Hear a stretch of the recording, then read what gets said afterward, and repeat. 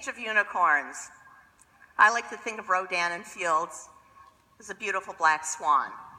Now, while Rodan Fields' financial performance should easily qualify for unicorn valuation levels, Rodan Fields is not a typical unicorn. But our valuation would not be based on those putting money in. Rather, it's based on real marketplace value that together we've created. Real sales of real products that have transformed the skin of hundreds of thousands of loyal customers. And real profits that have been shared with our impressive and growing network of consultants across the country, and finally this year, Canada. Now, within the first 7 years after leaving the department store world behind, Rodan Fields emerged as the #4 premium skincare brand and the largest and fastest growing independent skincare brand in the United States.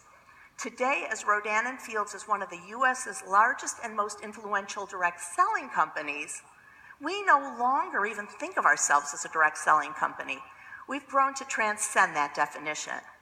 Through the creation of an e-commerce platform, this allowed our brand and our products to take a hero position and allowed all transactions to occur electronically, which eliminated the need for any of you to carry inventory.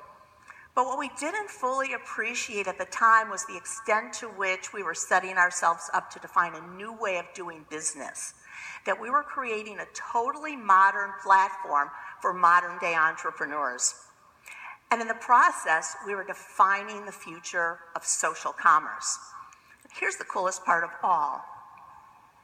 This disruptive approach to personal enterprise is generating market share that is actually much greater than our geographic penetration would suggest it should be. So we're working with Euromonitor, a leading market research firm, and they're helping us to demonstrate that, like Proactive, the brand that substantially grew the size of the acne market, Rodan Fields is growing the overall premium skincare market in the United States. Sharing this experience with all of you is more special than you could ever know. But rest assured that as we seize the day, we're constantly focused on your future. We're ever committed to being the spark that ignites vision and passion and helps millions to decide today how tomorrow looks. So here's to all of you, and as always, to great skin.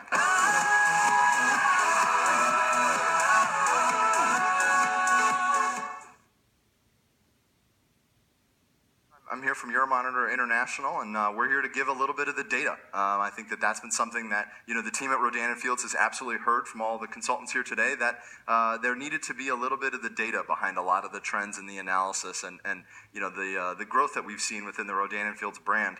In 2014, the global beauty and personal care market reached $400 billion in total sales. I think that is really important to highlight and really to understand that the global beauty and personal care market has never been larger. Now, when we look at skincare, global skincare makes up a little less than 30% of that total sales of that $400 billion, which equates to about $111 billion in total sales for global skincare. Now, of that $111 billion, North America made up about 14% of those sales, coming in at around $15.3 billion in total sales. What you see here on the chart on the left-hand side is the 2009 to 2014 performance of North American skincare sales. 2009 sales were about $12.9 billion in total sales. That has risen now to $15.3 billion, as I said before, for a growth of about $2.4 billion in total growth for North American skincare. As you can see in the pie chart there, premium growth has made up about a little less than 60% of total growth over the last 5 years within the skincare space, growing by about $1.4 billion in total growth over the last 5 years. So now, as I mentioned before, I wanted to talk a little bit about the role that Rodan Fields has played and the role that the success of the Rodan Fields brand has played in the overall success of the premium skincare space. I think that this chart really speaks to that and really can help to kind of contextualize that a bit too. So what you see here on the chart is the 2009 to 2014 U.S. premium skincare market, and that little sliver there on that rises up in the blue, that becomes, of course, much more than a sliver by 2014, is the Rodan Fields contributed growth to the overall market. So just to put a little bit of some numbers around that, Rodan Fields contributed about 12.3% to the overall growth in the category within premium skincare. No other brand matched that in terms of total growth or in terms of contribution to the overall growth of the premium skincare market. Truly unmatched against any other competitors.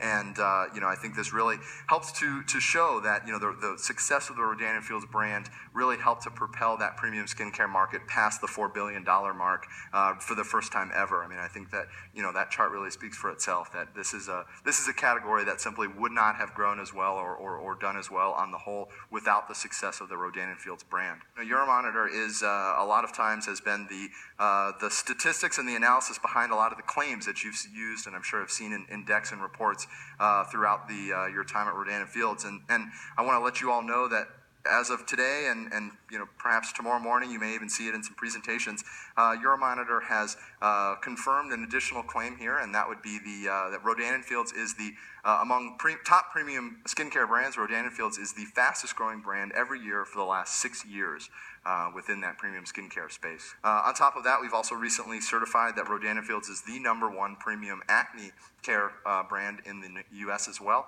So, with all that said, I think it's important to provide a little bit of context here, right? I think that, it's always good to I don't want to give off the impression that this growth in premium skincare is a rising tide that lifts all ships and that every brand has experienced the type of growth that the Rodan Fields brand has experienced. And so I wanted to put some competitors up on the board and offer some comparisons. So we start with Shiseido at 4.2%.